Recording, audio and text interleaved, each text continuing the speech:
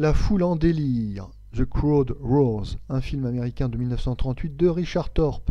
Scénario Bruce, Oppenheimer et Lennon, avec dans la distribution Robert Taylor, Edward Arnold, Frank Morgan, Maureen O'Sullivan, William Gargan et Lionel Stander. Le sujet.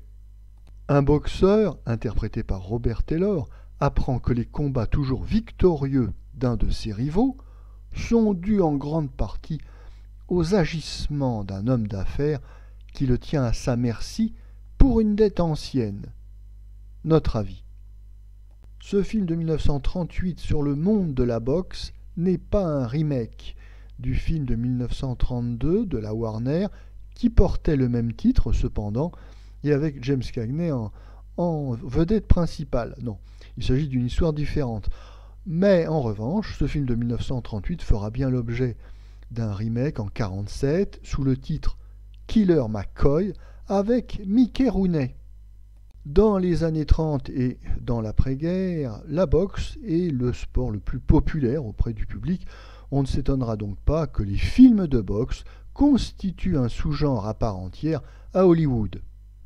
La foule en délire est un film de boxe qui commence bien avec une première scène intéressante qui nous décrit un petit peu le contexte de pauvreté et de dureté qui est l'environnement du futur champion de boxe. C'est une manière intelligente et pertinente de commencer, d'entrer dans le sujet.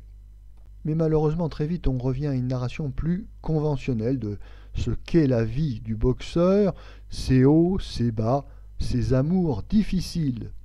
Tout ça pour aboutir à un happy end aussi irréaliste qu'artificiel. Mais l'intérêt du film est ailleurs, car le monde des paris truqués de la boxe, nous connaissons, ce sujet a été utilisé à maintes reprises à Hollywood. Non, l'intérêt du film, bien sûr, ici, c'est Robert Taylor. En effet, jusqu'en 1937, Robert Taylor est un acteur abonné au rôle de jeune premier romantique. Par exemple, en 1935, Magnificent Obsession, en 1936, Camille. Mais peu à peu, les recettes des films romantiques avec Robert Taylor commencent à baisser. Alors évidemment, la MGM décide de contre-attaquer en rendant Robert Taylor un peu plus viril, un peu plus rugueux. Alors ça sera en 1938 A Young Cat Oxford, suivi de ce The Crowd Roars, toujours en 1938. C'est ainsi que pour ce film, Robert Taylor suit un entraînement de musculation. Il fait de la gonflette, comme on dit, pour s'étoffer un petit peu et avoir un torse plus bombé.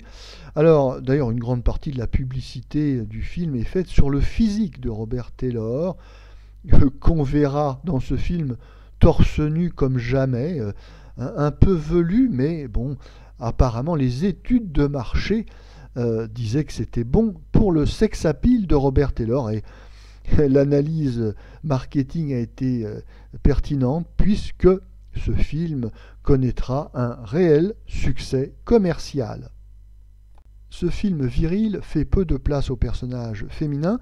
On n'en appréciera que mieux la prestation de la délicieuse Maureen O'Sullivan, et on notera que le réalisateur de ce film, Richard Thorpe, retrouvera Robert Taylor à de nombreuses reprises. Ils tourneront 8 fois ensemble, surtout d'ailleurs des films à gros budget de la MGM dans les années 50.